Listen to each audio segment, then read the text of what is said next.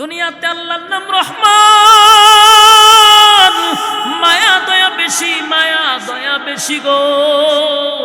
অতিরিক্ত মায়া দয়ার কারণে বান্দার নাফরমানি করলেও আল্লাহ আসার দিয়া মারে না, টাডা ফালায়া মারে না। সকালে যদি কেউ গালি দেয়, বিকালে মালিক তার খাবার রেডি রাখে, কথা হয় না কেন রে? কারণ আমার মালিকের যে মায়া দয়াটা বেশি, সকালে গালি দিছে, বিকালে খাবার রেডি রাখছে। আল্লাহ বলেন আমার মায়া দয়া বেশি, কিন্তু বান্দার যেদিন মালাকুল মাউত আজরাইলের তাবায় পড়ে যাবি, সেদিন তোর সব স্বপ্ন ভেঙে যাবে, দুনিয়া তোরে ত্যাগ করবে, সব হারাইয়া আবার আমার কাছে দাঁড়াইতে হবে, পাই পাই করে হিসাব নিব। জাহান্নাম তোদের জন্য উঠ পেতে বসা, তোদেরকে ধরার জন্য বসা, উফাই থাকবে না, উফাই থাকবে না। আল্লাহ বলেন ইন্না জাহান্নামা কানাত মিরসাদা লিত্তাগিনা মাআবা লাবিসিনা ফিহা আহকাবা লা ইয়াযুকুনা ফিহা বারদান ওয়ালা শারাবা ইল্লা হামিমান ওয়া গাসসাকা। আল্লাহ বলেন উট পেতে জাহান্নাম তোদেরকে ধরার জন্য বসা, সীমা লঙ্ঘন করছ। বারবার আলেমরা বুঝাইল মানলি না, ইমাম বুঝাইল মানলি না। সীমা লঙ্ঘনকারীদের জন্য জাহান্নাম, লাবিসিনা ফিহা আহকাবা। তুই কি মনে করছ কিছুদিনের জন্য তোরে রাইকা ছাইরা দিব? দুনিয়ার জেলখানা নয়, যুগের পর যুগের পর যুগ থাকতে হবে। কি বুঝতেছেন? ইল্লা হামিমান ওয়া জাযাআও নিফাকা। আল্লাহ বলেন লাবিসিনা ফিহা আহকাবা লা ইয়াযুকুনা ফিহা বারদান ওয়ালা শারাবা। তুই কি মনে করছ এখানে তোরে খানা ফিনা দেওয়া হবে, ফুর্তি আমোদ করতে পারবি?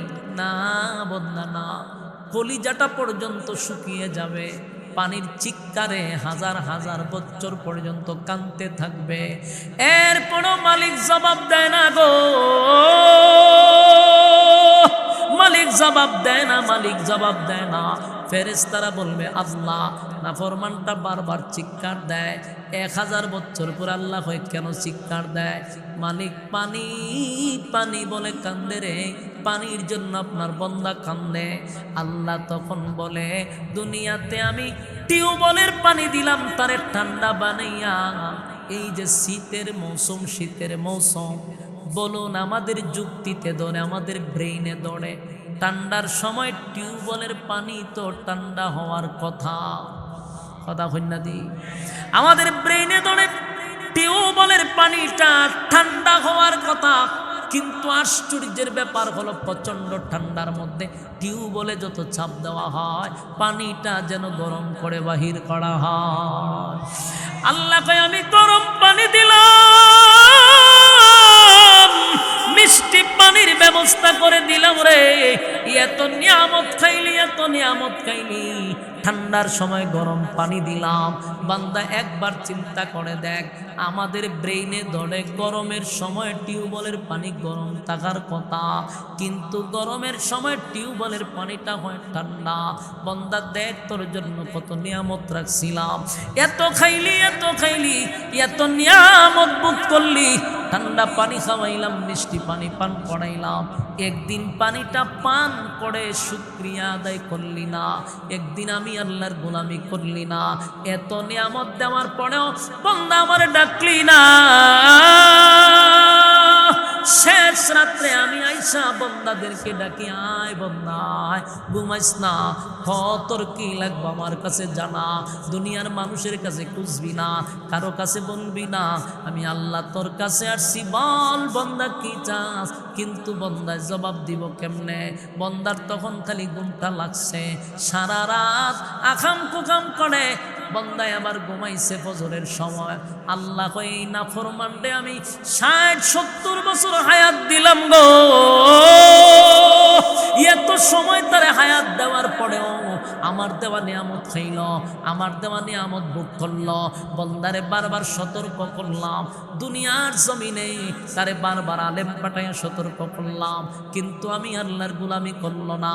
এটাও জানায় দিলাম, ক্বালু লাম নাকু মিনাল মুসাল্লিন, নামাজের বিষয়টাও নবীর দ্বারায় জানায়া দিলাম।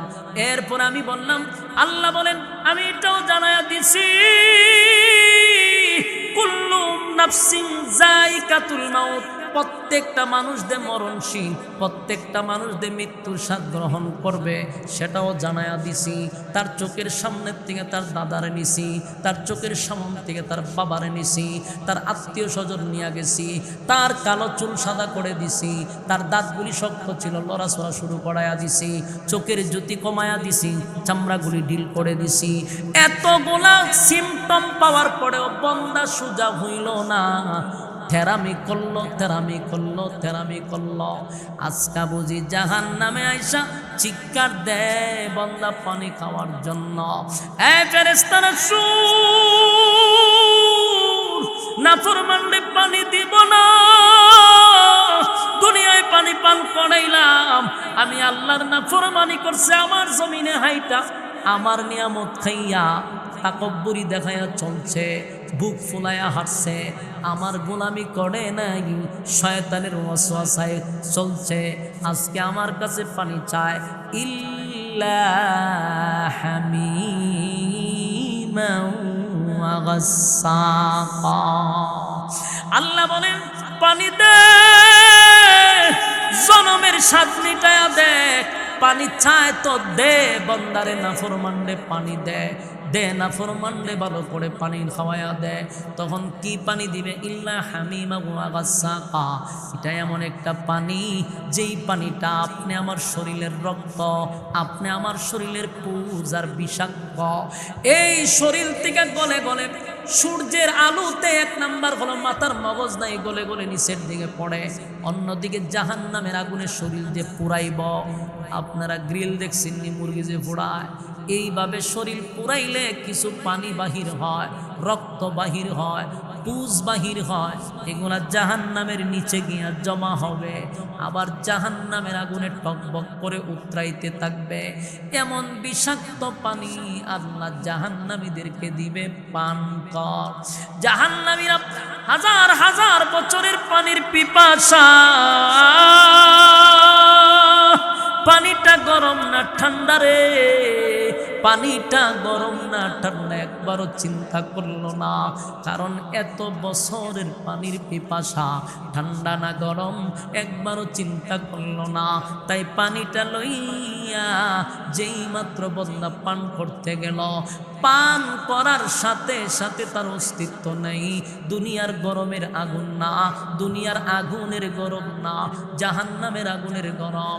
এই পানি পান করার সাথে সাথে জিহ্বা সহ, গলা সহ, পেটের নারী পুরি সহ গলে গলে গলে গলে গলে গলে পায়খানার রাস্তায় বাহির হবে।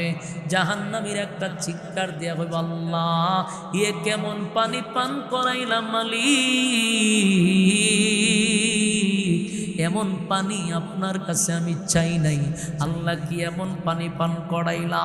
আল্লাহ বলেন যে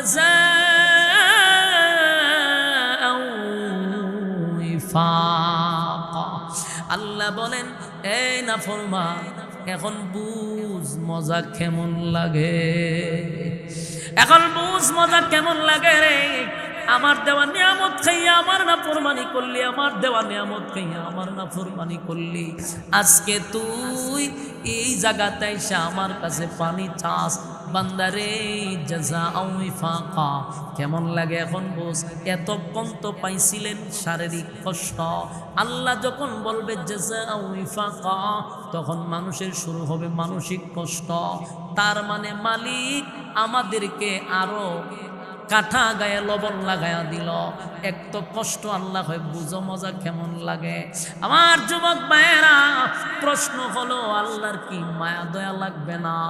এই ভালো করে শুনেন, দুনিয়াতে আল্লাহর নাম রহমান, আস্তিকের জন্য রহমান, নাস্তিকের জন্য রহমান। আল্লাহ মানলেও খাওয়ায়, আল্লাহ না মানলেও খাওয়ায়, কারণ রহমান নামের গুণে আমরা খানা খাই, কিন্তু পরকালে আল্লাহর সূরত হবে দুইটা, একটা হবে রাহিম, এটা হলো মুমিনের জন্য, নেককারদের জন্য মায়া দয়ার কোনো অভাব নাই, আর একটা হবে কাহার, নাফরমানের জন্য আল্লাহ বড় ভয়ঙ্কর হবে গো, যেই ভয়ঙ্কর রূপ দেখে আদম থেকে ঈসা রূহুল্লাহ পর্যন্ত কোন নবী সেদিন আল্লাহর সামনে কথা বলার সাহসই পাবে না। সবাই বলবে ইয়া রাব্বি নাফসি নাফসি নাফসি নাফসি নাফসি। কেন বলবে? আল্লাহ সেদিন ভয়ঙ্কর রূপ ধারণ করবে, হুঙ্কারের পর হুঙ্কার দিবে, নাফরমানদের অস্তিত্ব থাকবে না। এই পরিস্থিতির থেকে বাঁচতে হলে বলুন প্রথম নাম্বার কি দরকার? ঈমান জুড়ে এখন প্রথম নাম্বার কি দরকার? দুই নাম্বার হলো নেকামল। ঈমান আর নেকামল লইয়া যদি কবরে যাই গো, আল্লাহ কয় আমি জান্নাতুল ফিরদাউসের মেহমানদারি করাবো। চিৎকার দিয়া করুন সুবহান। কারা কারা এই জান্নাতুল ফিরদাউসে যেতে চান? দুইটা হাত তুল্লা দেখায়া দেই। লিল্লাহে তাকবীর, লিল্লাহে তাকবীর। কুল্লু নাফসিম বিমা কাসাবাত রাহিনা। এটা নারী হোক পুরুষ হোক, যে কোনো ধর্মের হোক, হোক মুসলিম অমুসলিম, যে কোনো ধর্ম ফলো করুক, কিন্তু আরেকবার আপনি আমাকে দাঁড়াইতে হবে। এই বিশ্বাস ইয়াকিন আমাদের ভিতরে আছে বিদায় আমরা মুমিন, আমরা ঈমানদার। প্রতিটা কথারও আমাদের জবাব দিতে হবে, এবং প্রতিটা জীবনের কৃতিকর্ম যা করছি ফার্স্ট টু লাস্ট, হায়াতের জিন্দেগি যতদিন আছে প্রত্যেকটা জিনিসের জন্য, প্রত্যেকটা কথার জন্য, প্রতিটা কাজের জন্য আবার আমাদেরকে সেখানে দাঁড়াইতে হবে। আর এই দাঁড়ানোটা বিশ্বাস করি, এই জন্য আমরা মুমিন। মুমিনের ইয়াকিন আর বিশ্বাস আছে। যারা ধর্ম বিশ্বাস করে না, যারা আল্লাহ বিশ্বাস করে না, এদেরকে আমরা নাস্তিক বলি। নাস্তিকদের থিওরি হলো মানুষ মরে যাবে, পচে যাবে, গলে যাবে, আবার দাঁড়াইব কেমনে, বিচার হইব কেমনে। এদের লজিক হলো যে মানুষটা মারা গেলে তো হচ্ছে যায়, তো শেষ মাটির সাথে মিশে গেছে, তো তারে আবার দাঁড় করাইব কেমনে, আবার তার বিচার হইব কিভাবে। এগুলা বোয়া কথা, ফাও কথা। এটা হলো নাস্তিকদের ধারণা।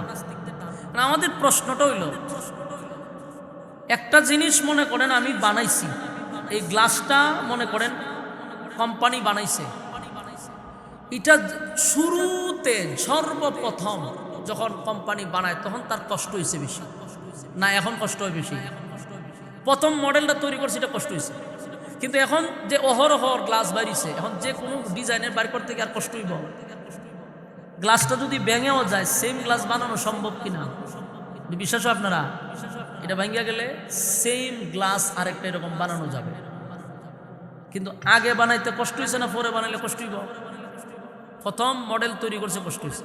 আমার প্রশ্ন হইল, নাস্তিকরা যে এই কথাটি বলে যে মানুষ পচে যাবে, গলে যাবে, আবার দাঁড়াইব কিভাবে, আবার বিচার করব কিভাবে, তো প্রশ্ন হইল মানুষ আল্লাহ যেই সময় বানাইছে, বানানোর পরে রুহু দিছে, তখন তো কষ্ট ছিল, তখন তো কঠিন হওয়ার কথা ছিল। যেমন এক ফোঁটা নাপাক পানির দ্বারায় মানুষকে আল্লাহ গঠন করছে, ঠিক না? এবং এটা অন্ধকারের ভিতরে, যখন মার রেহেমে পানি যায় তখন এটা তো অন্ধকার, ওই জায়গার থেকে একটা বডি গঠন করতে পারলো আল্লাহ। আর এটা আবার পুনরায় দুনিয়াতে আসার পরে এই যে মডেলটা আমাদের, এটারে পুনরায় আবার জীবিত করতে গিয়ে আল্লাহ কষ্ট হইব। আল্লাহ অন্ধকারের ভিতরে গঠন করতে পারছে, বানাইতে পারছে, পুনরায় আবার এই গঠন ফিরায় আনতে কি কষ্ট হয়? নাস্তিকদের কথা হলো যে না, মানুষ মরে গেলে শেষ, পচ্চা যাইব, গইলা যাইব, এটা আবার বিচার হইব কেমনে, খারাপ হইব কেমনে, কথা কইব কেমনে, এই ধরনের প্রশ্ন তারা করে। এরপরে বলে জান্নাত জাহান্নাম হয়, মানুষ মারা যাওয়ার পরে খবরে যে রাখে, হুজুররা যে ওয়াজ করে খবরে শাস্তি হইব, সাপে কামড়াইব, আগুন দিব, কত খবর বাঙ্গা দেখলাম, জীবনে কোনোদিন আগুন দেখলাম না, মারামারি দেখলাম না, কিন্তু হুজুররা কয় খবর আযাব হইতেছে। এরা মানুষের সামনে এই কথাগুলি বলে, শিক্ষিত মানুষের মগজ ধুলাই করে। হয় গুরুস্থানে আমরা যাই, কত বাঙ্গা কবর কঙ্কাল পাই, কই একটাতে তো আগুন দেখলাম না, মারামারি শব্দ শুনলাম না, এরা আমরা কি বুঝায়? জান্নাত পাইল কই আর জাহান্নাম পাইল কই? এখন আমি আপনারা একটা প্রশ্ন করি, দুই ব্যক্তি ঘুমাই রয়েছে এক জায়গায়, আর একজন সজাগ, মনে করেন বইয়া মোবাইলে টিপতেছে, আর দুইজন পুরা গভীর ঘুমে। এর মধ্যে একজনের স্বপ্ন দেখতেছে, হঠাৎ করে যে বৈশা রয়েছে কাছে হে ছায়া দেখে ইডা হাসে হিডা কান্দে। কিরে ঘুমের মধ্যে একটাই হাসে একটা কান্দে গেলে, দুনুডারে তাফাইয়া তুলছে, হট হাসস করে, এইটারে তাবা দেখো তুই খান্দস করে। ও ভাই ঘটনা হইল, আমি যে খান্দি আমি দেখি আমার বাঘে দৌড়াইতেছে, বাঘের থাবার থেকে বাঁচার জন্য আমি খানতেছি। স্বপ্নে দেখছে, পাশেরটার যে তুই হাসলে গেলে, ভাই আমি দৌড়াই একটা হরিণ ধরে নিছি, এই জন্য হরিণ ধরার পরে খুশিতে আমি হাসতেছি। এখন দুনুডারে তুলছে ভিডা, যে তোদের কাছে আমি বসা, আমি বাঘও দেখলাম না হরিণও দেখলাম না। আচ্ছা বলুন তো দেখি, যেই বেচারা দুই ব্যক্তি ঘুমেছিল, এরা কি বাস্তবে দেখছে না ঘুমের ভিতরে দেখছে? আপনার কথা বুঝতেছে? একটু জুড়ে কন। ঘুমের মধ্যে একজনে দেখছে তারে বাঘে দৌড়ায়, এই জন্য সে কাঁদতেছে, আর একজনে হরিণ শিকার কইরা খুশিতে হাসতেছে। দুই লোকে কইছে ভাই আমি স্বপ্ন এটা দেখছি, এক হয় আমি এটা দেখছি। এখন এই দুজনে ফিরা তুলছে, তোদের কাছে আমি বসা, আমি তো বাঘও দেখলাম না হরিণও দেখলাম না, ভাই ইসলামী করা। বলুন তো এটা কি যুক্তিক? অযৌক্তিক। কারণ ঘুমের গড়ে যে ঘুমের মধ্যে যা দেখা যায়, জাগ্রত মানুষ সেটা দেখতে পায় না। ঘুমন্ত মানুষ যা দেখে, জাগ্রত মানুষ কি সেটা দেখতে পায়? ভাই আল্লাহর রাস্তায় একটু কথা কন, আপনারা বুঝলে আমার সাথে একটু হানা কন। জাগ্রত মানুষ আর ঘুমন্ত মানুষ, ঘুমন্ত মানুষ ঘুমের মধ্যে যা দেখে, জাগ্রত মানুষ সেটা কি দেখতে পায়? কেন দেখতে পায় না? এখন এটাকে আপনার ওয়াজ করে বোঝানি লাগবো? আপনি কবেন হুজুর ঘুমাই রয়েছে স্বপ্ন দেখছে, আমি আর কাছে বসা কিন্তু আমি দেখতেছি। ঠিক তেমনি ভাবে জীবিত ব্যক্তি আর মৃত ব্যক্তি, মৃত ব্যক্তির সাথে যা ঘটে যা দেখে, এটা জীবিত ব্যক্তি টেরও পায় না, বলতেও পারে না। আমার কথা আপনারা বুঝছেন? যারা বলে কবরে কি হয়, কবরে কি শাস্তি হয়, কবরে আগুন, কবরে মারামারি, ইডিও দেখলাম না, জান্নাত দিব কবরের ভিতরে ফুল বাগানও দেখলাম না, কত কবর ভাঙ্গা দেখলাম। তার এইভাবে বুঝাইতে বলতে, ঘুমন্ত ব্যক্তি স্বপ্নে যা দেখে, জাগ্রত ব্যক্তি তা দেখে না। মৃত ব্যক্তির কবরে যা হয়, জীবিত ব্যক্তি তা টেরও পায় না, খবরও পায় না। কারণ এটা আলাদা একটা জগৎ, আলাদা জগৎ। আপনি এই জগতে থেকে সেই জগতের খবর পাইতে গেলে আপনি মরতেই, কথা কই না দি, আপনার মরণ লাগবে। এরপর আপনি ওই জগতের দৃশ্য আপনি অটোমেটিক দেখতে পারেন। আপনি জাগ্রত হইয়া সেটা যদি কোন বলে আমি হরিণ দেখতাম, সম্ভব না। আপনি ঘুমান, স্বপ্নে আপনারা ওই আমেরিকা লয়ে যাবো গা, আর নাহলে আপনি ইটালি লয়ে যাবেন। এটা আলাদা একটা জগৎ। তো মাঝে মধ্যে যে আমরা স্বপ্ন দেখি, অনেক সময় দেখুন স্বপ্নের মধ্যেও পেরেশানি আসে। এরকম হয়েছে কিনা আপনার সাথে জানি না। অনেক সময় দেখা যায় স্বপ্নের মধ্যে মানুষ গাইমা যায়, এবং মনে মনে স্বপ্নের মধ্যে হতে চায় এটা কি বাস্তব না স্বপ্ন, এত কষ্ট। এই পাশের মানুষটা কি এটা বলতে পারতেছে? আপনার পাশে তো শুয়ে রয়েছে, এ জানা। ঠিক দুনিয়ার পরকালটা এরকম। আপনি পরকালের কিছু জানতে চান, তাহলে আপনি মরেন, বুঝতে পারবেন। কারণ প্রত্যেকটা মানুষ আল্লাহর সামনে দাঁড়াবে, এতে কোনো সন্দেহ নেই। এবং সে আল্লাহর সামনে দাঁড়াইয়া পাই পাই করে হিসাব দিবে, এত কোনো সন্দেহ নেই। আপনি হিসাব দিতে হবে, আপনি আল্লাহর সামনে দাঁড়াইতে হবে। এটার জন্য আপনাকে অপেক্ষা করতে হবে।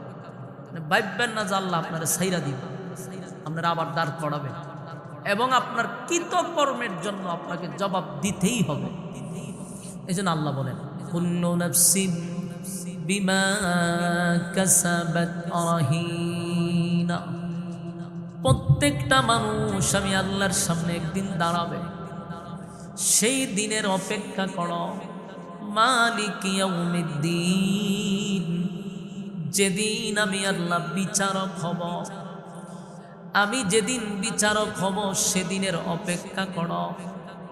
দুনিয়া নামক এই দুনিয়ায় তোমাদেরকে পাঠাইছিলাম, অল্প সময় দিয়া পাঠাইছিলাম, কিন্তু এই দুনিয়াতে তোমরা আসার পরে পরকালের কথা ভুলে গেছ।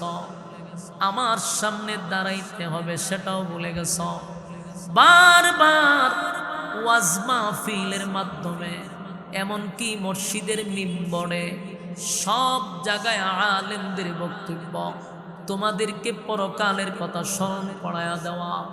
আজকের এই মাহফিল, এই আয়োজন এত কষ্ট করে, রাত দিন অক্লান্ত পরিশ্রম করে, প্রবাসী ভাইদের এত মেহনতে, যুবকদের মেহনতে, এলাকাবাসীর মেহনতে, মুরব্বীদের পরামর্শে আয়োজন করা হলো। বলুন তো দেখি উদ্দেশ্যটা কি? কেন এই আয়োজন করল? কেন মাহফিলের ব্যবস্থা করল? একটাই উদ্দেশ্য, এলাকাবাসীকে পরকালের কথা স্মরণ করায়া দেওয়া। আমার যুবক ভাইরা, ওয়াজ মাহফিলের উদ্দেশ্য যদি এটা হয় তাহলে কামিয়াব। আজ ওয়াজ মাহফিলে পরকালের কথা স্মরণ হয় না। আগের ছোটবেলায় আমরা ওয়াজ শুনছি, যেমন আল্লামা সাইদি সাহেবের ওয়াজ শুনছি, যুক্তিবাদীর ওয়াজ শুনছি, আনসারী রহমতুল্লাহ আলাইহির ওয়াজ শুনছি। এদের ওয়াজে পরকালের কথা স্মরণ হইত।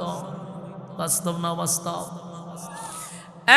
পরকালের কথা স্মরণ হয়ে যেত। কিন্তু এখনকার এমন সিচুয়েশন তৈরি হয়েছে, পরকালের কথা স্মরণ হইব দূরের কথা। এখন মাহফিলে আসলে মানুষ গান মুখস্থ করে, এখন আসলে মানুষ ডান্স শিখে। বাস্তব বুঝি না বাস্তব?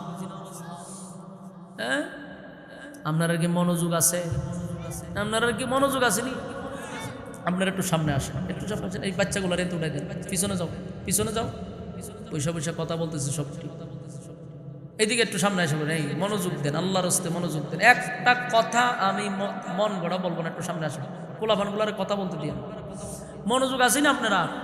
ব্রাহ্মণবাড়িয়ার মানুষ একটা আওয়াজ টাওয়াজ দিয়ে মেহরবানি করে এই বাচ্চাগুলারে পিছনে দিয়ে আপনারা একটু সামনে আসেন আর কথা বলবেন। সামনে একটু মনোযোগ দেন।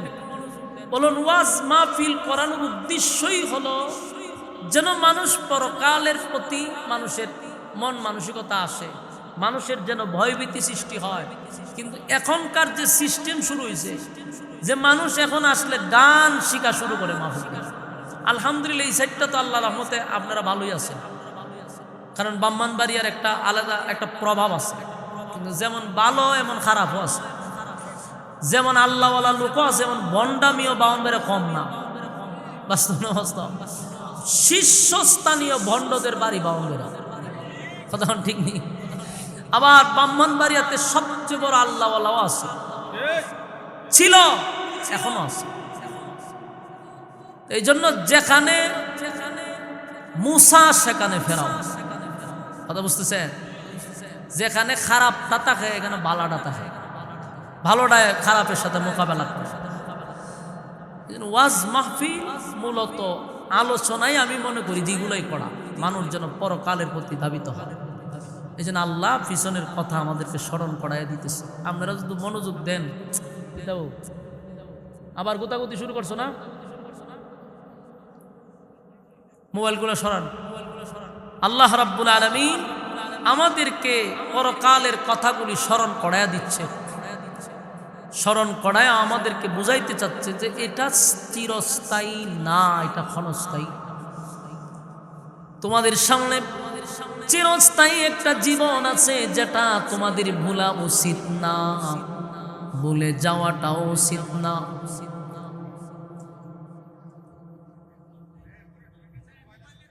আপনাদের আশেপাশে মোবাইলগুলো একটু সরান্ত। আর তোমারে কইছি নি রে মুরসাইতে, এ ফুলা কইছি মুরসাইতে রে মাঝে মুরসাইতেছো কেন তুমি? এই উঠ, এই মোবাইল লেগে না বলিস, আসলে মোবাইল। আর তুমি উঠো, এনতে উঠো, দূরে যাও, দূরে যাবো। কতক্ষণ পরে পরে কেন মুসরাই? আরে কইছি নি মুসরাইবার কথা আমি। ফাজলামির একটা সীমা আছে, বুঝছেন? অতিরিক্ত করতেছেন আপনারা, এই ফলাফলগুলো অতিরিক্ত করতেছেন। সমস্ত দোষ আমার গাড়ি চাপাই দিবেন করে। হ্যাঁ, আমি বিদায় করেছি, হ্যাঁ এখানে মুসরাইতে যাবার এটার মধ্যে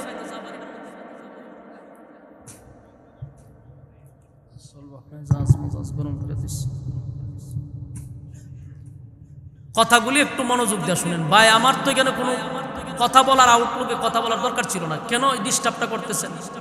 কেন ডিস্টার্বটা করতেছেন? আলোচনা করতেছি আলহামদুলিল্লাহ, এখানে মোসামসির কোনো দরকার আছে? মনোযোগ দেন, মনোযোগ দেন। কুল্লু নাফসিম বিমা কাসাবাত রাহিনা, প্রত্যেকটা মানুষ আবার আল্লাহ দাঁড় করাবে। কেন দাঁড় করাবে? এই ক্ষণস্থায়ী দুনিয়াতে আমাদেরকে যতটুকু হায়াত দিছে, যেই হায়াতের কসম আল্লাহ করছে, ওয়াল আসর, সময়ের কসম। সমস্ত তাফসীর কারক একমত যে এই সময়টা গরির সময় না, এই সময়টা হলো আমাদের হায়াতের সময়। কথা বুঝতেছেন? হায়াতটাকে ফুজি বলা হয়েছে, ফুজি, যে তোমার জীবন পুঁজি। এই হায়াতটা আমাদের সীমিত, বলতে আমাদের ফুজিটা খুব সীমিত। কিন্তু যে ফুজি আমরা দিয়ে আল্লাহ দুনিয়াতে পাঠাইছে অল্প পুঁজি, কিন্তু মুনাফা হতে হবে অসীম। মুনাফা বুঝেননি? নেক আমল, লাভ, ওই যে ভালো কথা বলছেন, লাভটারে মুনাফা বলে। তাহলে আমরা ফুজি পাইছি হায়াত, আর আমরার মুনাফা হইল নেক আমল। এদিকে তাকান রে, এদিকে, এদিকে বক্তাইছে না, এদিকে তাকান। মনোযোগ কি পরিমাণ দিতেছেন আমি বুঝতেছি, মনোযোগ এদিকে দেন। হায়াতটাকে বলা হয়েছে ফুজি, আর নেক আমলটাকে বলা হয়েছে মুনাফা। তোমার যদি অল্প পুঁজিতে মুনাফা বেশি হয়, অল্প পুঁজিতে যদি মুনাফা বেশি হয়, তাহলে তুমি সাকসেস। ব্যবসায়ীর ক্ষেত্রে দেখবেন পুঁজি অল্প কিন্তু তার লাভ অসীম, তাহলে ব্যবসায়ী সফল। কিন্তু পুঁজিও শেষ, মুনাফাও নাই। লাভবান না ক্ষতিগ্রস্ত? ক্ষতিগ্রস্ত, দুনো দিক দিয়ে সে ক্ষতিগ্রস্ত। পুঁজিও নাই, মুনাফাও নাই। আল্লাহ বলেন হায়াত তো সীমিত, তোমার উচিত মুনাফা বেশি, মানে নেক আমল বেশি করা। আমাদের নেক আমল খুব কম, পুঁজিও কম। এই জন্য আল্লাহ বলেন ওয়াল আসর, সময়ের কসম, ইন্নাল ইনসানা লাফি খুসর। সময়ের কসম করে বলি, ইন্নাল ইনসানা লাফি খুসর, এই সময়ের কসম, তার মানে তোমার হায়াতের কসম, নিশ্চয়ই তোমরা ক্ষতিগ্রস্ত। কেউ বলে নাই, আল্লাহ বলেন তোমরা ক্ষতিগ্রস্ত। এমনে বলে না, কসম কাইরা বলে রে তোমরা ক্ষতিগ্রস্ত। এমনে যদি বলতো তাও মোটামুটি ঠিক ছিল, কিন্তু আল্লাহ বলেন কসম, ক্ষতিগ্রস্ত, ক্ষতিগ্রস্ত, নিশ্চয়ই বান্দা তোরা ক্ষতিগ্রস্ত। কেন ক্ষতিগ্রস্ত? কারণ সময়ের মূল্যায়ন আমরা করি না, সময়ের মূল্যায়ন দিই, সময়টারে মূল্যায়ন করি না, এই জন্য আমরা ক্ষতিগ্রস্ত। কারণ আমাদের হায়াত বড় সীমিত, সীমিত। আমরা আদম নবীর হায়াত পাই নাই, নূহ নবীর হায়াত পাই নাই। অন্যান্য নবীরা 1000 বছর 1500 বছর তারা জীবন পাইত, কিন্তু আমরা সেই পরিমাণ হায়াত পাই নাই, 60 আর 70 বছরের হায়াত। তার মানে তাদের তুলনায় আমাদের পুঁজি একেবারে কম, একেবারে কম পুঁজি নিয়ে আমরা আসছি। কিন্তু আমাদের টার্গেট থাকতে হবে আমরা পুঁজি কম কিন্তু মুনাফা বেশি দরকার। এই জন্য অন্যান্য নবীদের জামানাত থেকে আমাদের নবীর উম্মতের জন্য ফজিলত ডাবল ডাবল করা হয়েছে। যদি কেউ একবার দুরূদ শরীফ পড়ে, আল্লাহর নবী বলেন 10টা গুনাহ মাফ হয়ে যায়। কেউ যদি একবার দুরূদ শরীফ পড়ে, তার আমল নামায় 10টা নেকি আল্লাহ ঢুকায়া দেয়। কেউ যদি একবার দুরূদ পড়ে, তার উপরে 10টা রহমত বর্ষিত হয়। কারণ আমরা পুঁজি কম, আমলের বেশি সুযোগ আছে। আমল একবার করলে এটা 70 বার বাড়ায় দেয়। সুবহানাল্লাহ। আমার যুবক ভাইয়েরা, এই জন্য আমাদের উচিত হলো সময়ের মূল্যায়ন করা। কারণ এমন একটা সময় আসবে তখন আর বলতে পারবেন না যে আমার সময় নাই।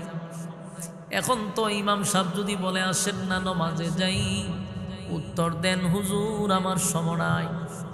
কিন্তু মালাকুল মউত আজরাইল যদি আপনি আমার সামনে দাঁড়ায়া যায়, বলুন আপনি আমার সময় দিব, কথা হয় না, সময় দেওয়া হবে না। এমনকি একটা সেকেন্ড আগেও আপনার রূহ নেওয়া হবে না, 1 সেকেন্ড পরেও আপনার রূহ নেওয়া হবে না। মালাকুল মউত আজরাইলের সামনে আমরা বলতে পারবো না যে আমাদের সময় নাই। আল্লাহ বলেন বান্দারে অল্প পুঁজি দিয়ে আমি পাঠাইছি, মুনাফা আমাদের অসীম দরকার। কারণ অল্প সময় দুনিয়ার জমিনে আইসা পরকাল ভুলে গেলাম, আমাদেরকে আরেকবার আল্লাহ দাঁড় করাবে সেটাও ভুলে গেলাম। আল্লাহ যে মালিক ইয়াউমিদ্দিন, বিচারক হবেন, শেষ বিচারক, ইনসাফের বিচার করবে সেটাও ভুলে গেছি। আল্লাহ বলে বললাম একবার চিন্তা করে দেখ, আমি আল্লাহ তোরে কত দয়া মায়া করে দুনিয়ায় পাঠাইছি, কতটা নিয়ামত তোরে দিলাম, তোরে সুযোগ সুবিধাও কম দিলাম না, সমস্ত সুযোগ সুবিধা দিয়া বন্দারে পাঠাইছি যেন তোরা নেক আমল খরচ। আজকের এই মাহফিলটাতে বসছেন, এটাও নেক আমল। আমাদের নেকির বেশি প্রয়োজন, বেশি প্রয়োজন। দুনিয়াতে যেমন টাকা ছাড়া কোনো দাম নাই, পরকালে নেকি ছাড়া কোনো দাম নাই। যার যত নেকি বেশি তার মূল্যায়ন তত বেশি। সুবহানাল্লাহ।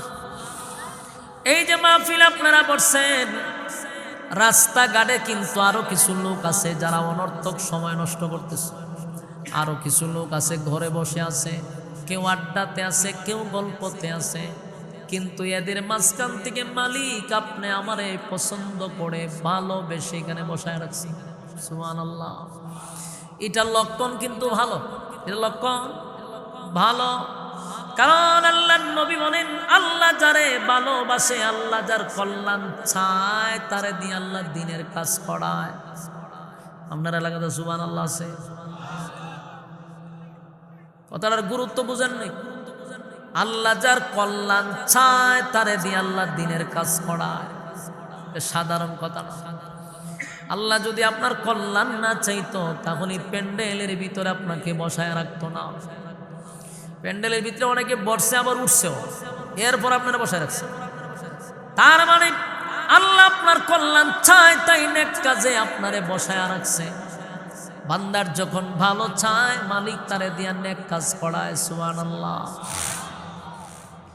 এই জন্য সবার কপালে কিন্তু ভালো কাজ করা কিন্তু জুটে না। বাস্তব না বাস্তব? দেখবেন দুইজন ব্যবসায়ী কাছাকাছি ব্যবসা করে, এক ব্যবসায়ী আজান দিলে দোকান বন্ধ করে গিয়ে নামাজে চলে যায়, আরেক ব্যবসায়ীটা 24 ঘন্টা খোলা রাখে। বাস্তব না বাস্তব? তার মানে সবাই চাইলেই ভালো কাজ করতে পারে না। আল্লাহ যারে ভালোবাসে রে, ওই বান্দাকে আল্লাহ দ্বীনের কাজ করার, ভালো কাজ করার সুযোগ করে দেয়, যেমন আপনারে কইরা দিছে। কিন্তু এখন এই নিয়ামত ধইরা রাখার দরকার আছে না নাই? মাঝে মধ্যে শয়তানে কয়েকটার ওয়াসওয়াসা দেতে উঠে আবার যায়, আবার বুঝতে হবে শয়তান ওয়াসওয়াসা দেয়। পয়সা টাকাটাই হলো আপনার সাকসেস, ওইটা যাওয়াটা শয়তান সাকসেস। যেন একটু দিলের কান লাগায় শুনি, কুল্লু নাফসিম বিমা কাসাবাত রাহিনা। প্রত্যেকটা মানুষ আমি আল্লাহর সামনে দাঁড়াবে এবং পাই পাই করে হিসাব দিতে হবে। আমি যে তোমাকে হায়াত দিলাম, এই হায়াতটা কোন কাজে ব্যয় করছ, কোন দিকে সময় নষ্ট করছ, সবগুলার হিসাব দিতে হবে। মানুষের 3টা কাল আছে রে, একটা হলো শিশুকাল, একটা হলো যৌবনকাল, একটা হলো বৃদ্ধকাল। আল্লাহ বলেন 2টা কাল আমি মাইনাস করে দিব, কিন্তু একটা কালের হিসাব আমারে তোমরা দিতেই হবে। বলুন মাইনাস করবে কয় কাল, হিসাব নিব কয় কালে? আল্লাহ বলেন 2টা কাল আমি মাইনাস করে দিব, একটা কালের হিসাব নিব। ওই কালটার নাম হলো যৌবনকাল। কি কাল? যৌবনকালের হিসাব নিব আল্লাহ। আমার যুবক ভাইয়েরা, কোন রাস্তায় সময় ব্যয় করলাম, এগুলার হিসাব কিন্তু আল্লাহ নিবে। তাই আল্লাহ বলেন বান্দারে, যৌবনকাল দিলাম আমি আল্লাহ, যৌবন পাইয়া মন গড়া জিন্দিগি চালাইলি, যেমনে মনে চাই এমনি চললি। ঘন্টার পর ঘন্টা বন্দা বন্ধুদের নিয়ে আড্ডা মারে, ঘন্টার পর ঘন্টা বন্ধু খেলাধুলায় ব্যস্ত থাকে, ঘন্টার পর ঘন্টা এক গুনাহের কাজে লিপ্ত থাকে। 24টা ঘন্টার ভিতরে বন্দা একটা ঘন্টাও পায় না যে আল্লাহরে দিবে। বাস্তব না বাস্তব? 24 ঘন্টা তো সময়, এর মধ্যে একটা ঘন্টাও বাইর করতে পারে না যেটা আমি আল্লাহর জন্য বরাদ্দ রাখছি। তার সময় শেষ হয় না। আল্লাহ কয় শুন, আমার দেওয়ার সময়, আমার দেওয়ার সময়, আমার দেওয়ার সময় আমি দিছি তোরে সময়, আমারে দিবি, দিলি না। তুই কি বন্দা মনে করছো আমি ছাইরা দিব? মালাকুল মাউত আজরাইল বলে, আমি মানুষের সঙ্গে দৈনিক কয়েকবার দেখা সাক্ষাৎ করি, তার ছবি এবং তার ঠিকানা নিয়ে তার সামনে হাজির হই, শুধু সময়ে মিল নাই তাই তারে ধরি না। কিন্তু বান্দারে প্রতিদিন তোমারে কবরে ডাকে, প্রতিদিন আজরাইল সাক্ষাৎ করে। কেন সাক্ষাৎ করে? মানুষের হায়াত, মানুষের সময় সবগুলা লিপিবদ্ধ আছে, সব ডিটেলস মালাকুল মউতের কাছে আছে। সময়ের সঙ্গে শুধু মিল নেই। একদিন আপনি আমার এই চলন্ত গাড়ি একদিন যে কোনো এক স্টেশনে থেমে যাবে, সেদিন আর অজুহাত চলবে না যে আমার সময় নাই। আল্লাহ কয় আমি সময় দিয়েই পাঠাইছিলাম। খেলাতে সময় দিলি, চাকরিতে সময় দিলি, আড্ডাতে সময় দিলি, বন্ধু বান্ধবের সময় দিলি, সময় দিলি না শুধু আমি আল্লাহরে।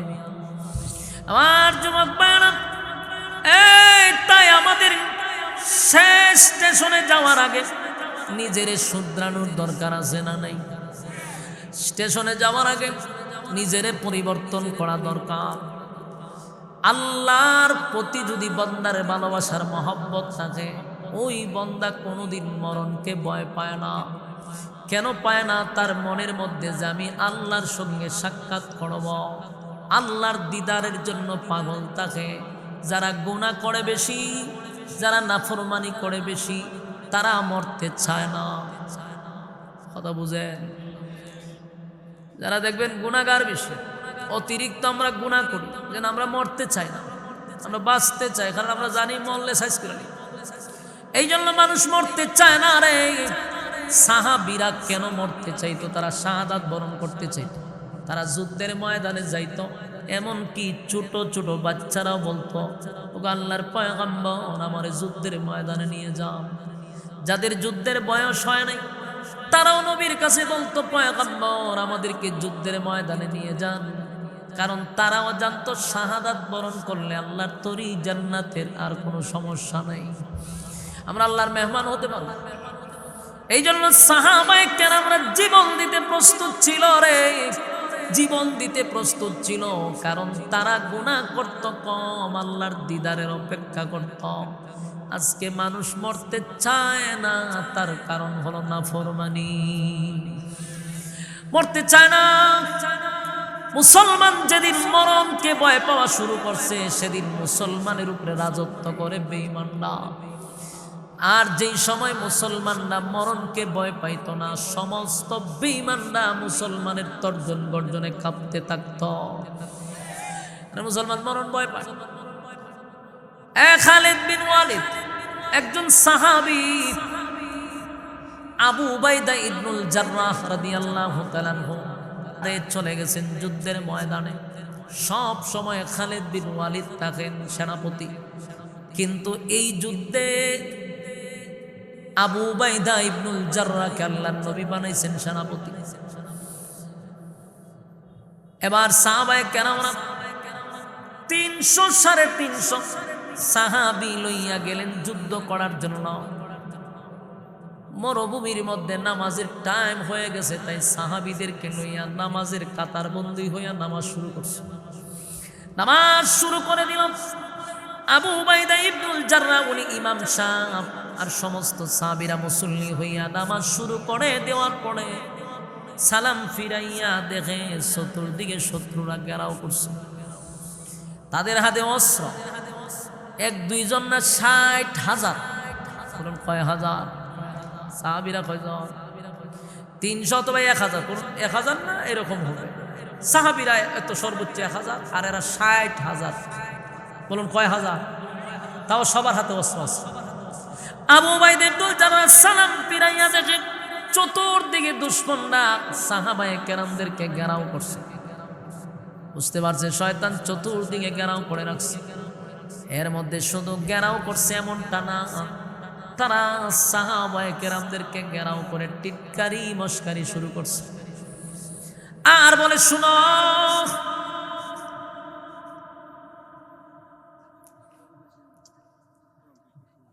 আল্লাহর নবীর সাহাবী আবু উবাইদা ইবনুল জাররাহ তাকায়া দেখে, ভাই এখান থেকে একটু দূরে গিয়ে চিল্লাইতে পারে না, দরবারটা কি গানি করতে হইব। আবু উবাইদা ইবনুল জাররাহ সালাম পিরাইয়া তাকায়া দেখে সোলজার বাহিনী প্রায় 60,000 সাহাবীদেরকে ঘেরাও করে রাখছে। শুধু ঘেরাও করছে এমনটা নয় গো, টিটকারি মস্কারি শুরু করছে। আর বলতেছে তোমরা নাকি আমাদের সঙ্গে যুদ্ধ করবা, তোমরা এই কয়েকজন যদি আসো আমাদের সঙ্গে যুদ্ধ করতে, তোমাদের কি অস্তিত্ব থাকবে? তোমরা কি আমাদের সঙ্গে যুদ্ধ করার জন্য আসছো?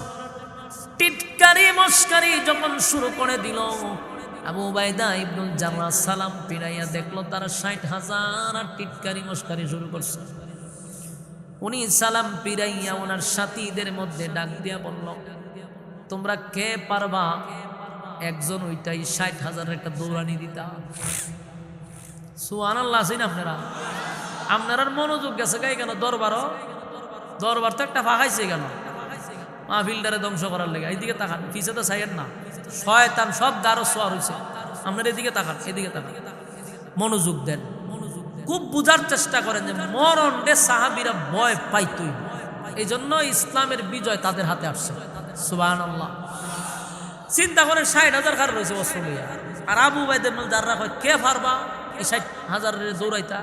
একজনের টাকা আমি পারবো, ভাব আরেকজনের টাকা হুজুর আমি, তুইও পারত। 3-4 জন উঠছে, কিন্তু আবু উবাইদা ইবনুল জাররাহ অনুমতি দেন। এর মধ্যে একজনের টাকা রয়েছে লাস্টে। এখন আবু উবাইদা ইবনুল জাররাহ আমি মনে মনে আপনারই তো আছি, আপনি কোন সময় দাঁড়াইবেন? ওনার নাম হলেন খালেদ বিন ওয়ালিদ। চিন্তা করেন উনি দাঁড়াইছে। আবু উবাইদা ইবনুল জাররাহ কয়, রে খালেদ, আমি আপনার অপেক্ষা করছিলাম যে আপনি কেন দাঁড়ান না? এখন আপনি আমারে বলেন আপনি কি 60,000 দৌড়াইবেন? বলে অবশ্যই। বলে ঠিক আছে আপনি দৌড়াইবেন, আমারে বুঝান আপনি একা 60,000-এর সাথে আপনি মোকাবেলা যে করতে যান, কিভাবে সম্ভব? আমারে বুঝাইতে হবে।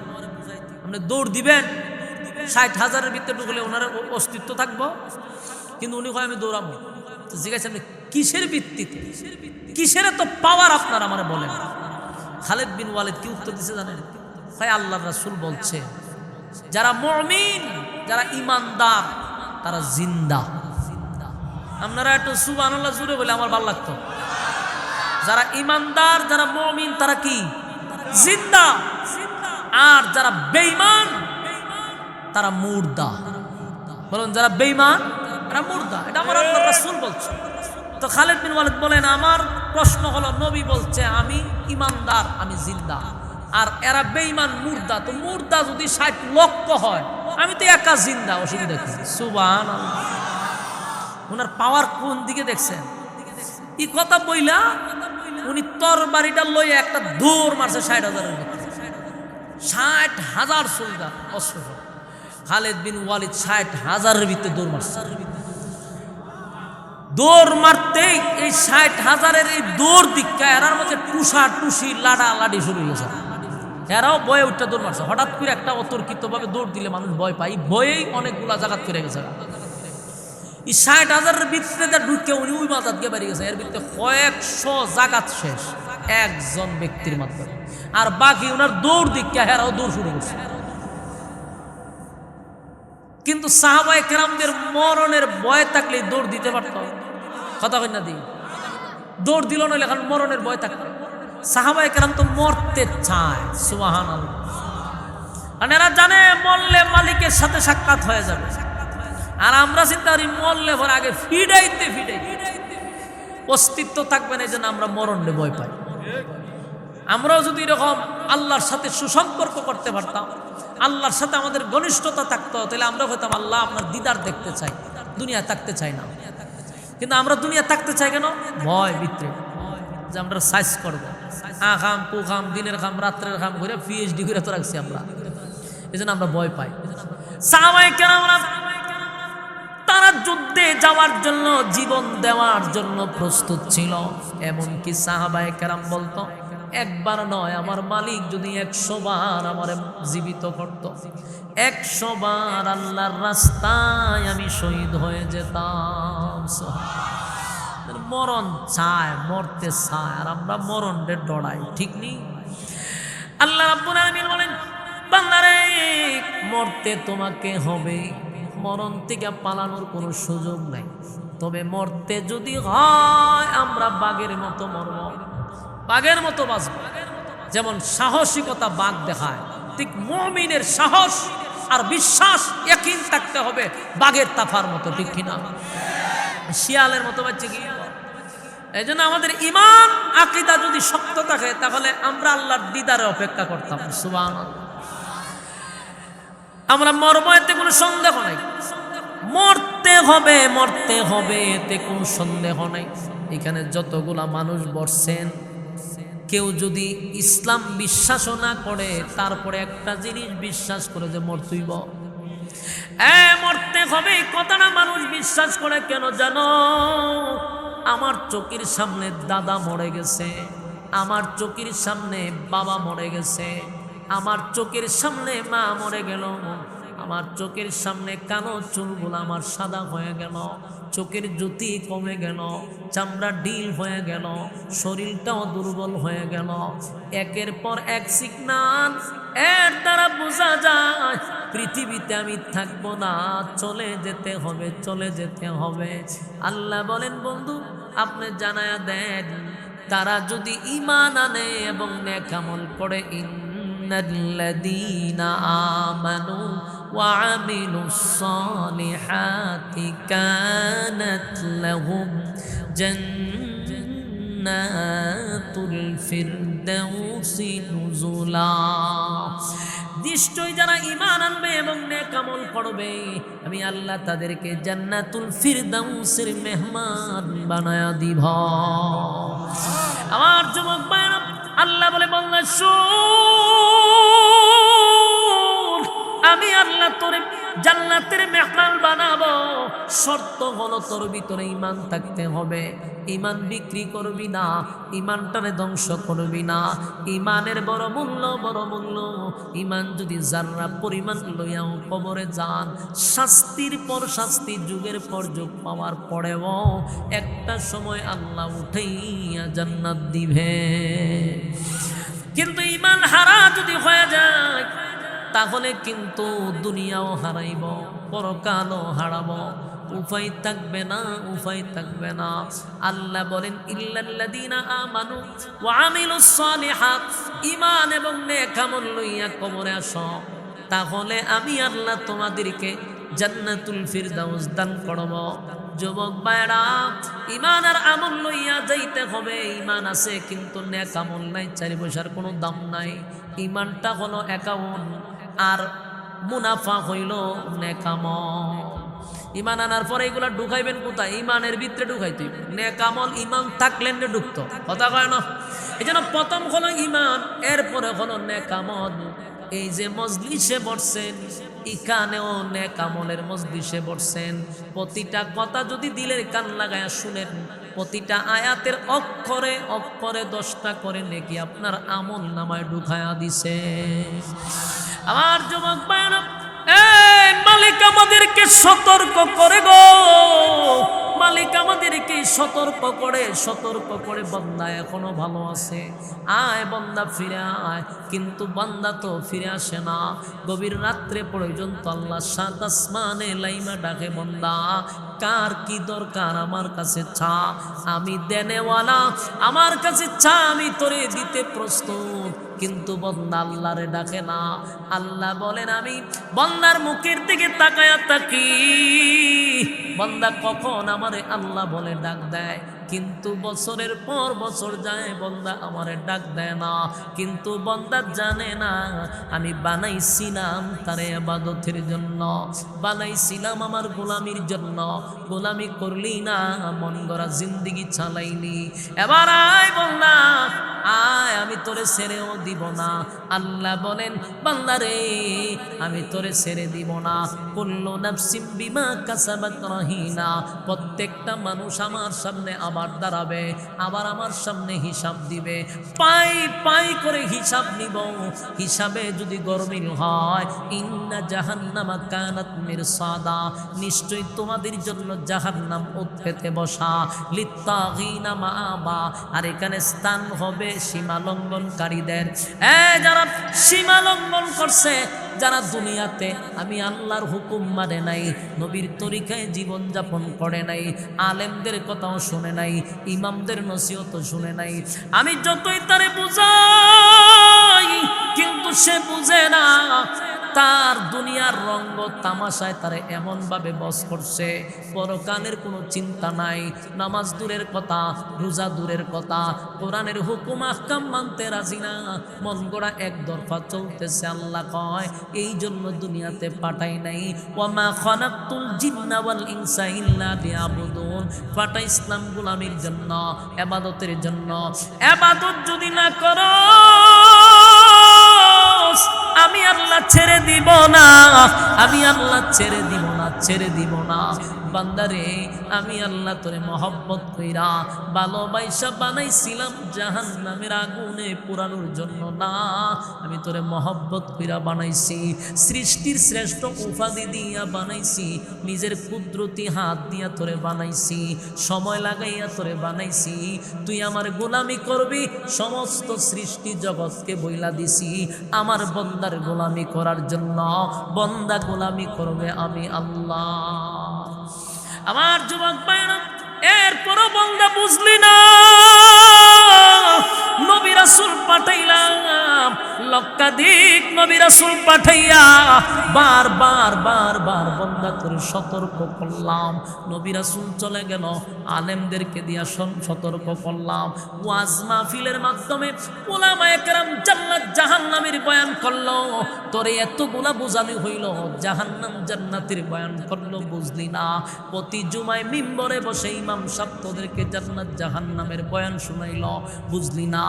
এত বলার পরেও বুঝলি না, তাহলে আয় আমি আল্লাহ তোরে ছেড়েও দিব না।